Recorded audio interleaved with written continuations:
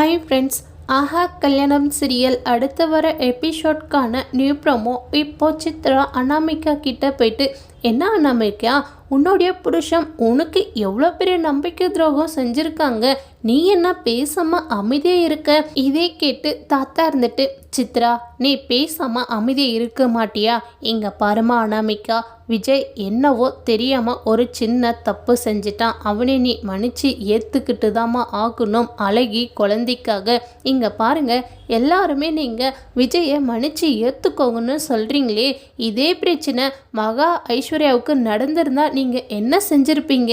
இப்போ விஜய் இருந்துட்டு, அனாமிகா என்னை மன்னிச்சிடு அனாமிகா, என் கூட சேர்ந்து வாழ விருப்பம் இருந்தா நீ என் கூட சேர்ந்து இரு, என் கூட சேர்ந்து வாழ விருப்பம் இல்லையனா நீ என்னை விட்டு பிரிஞ்சு போ அனாமிகா, நீ எடுக்க வேண்டிய முடிவில் தான் எல்லாமே இருக்குது. இங்கே பாருங்க, எனக்காக நீங்கள் யாருமே அனாமிகா கிட்ட பேச வேணாம் அப்படின்னு சொல்கிறாங்க.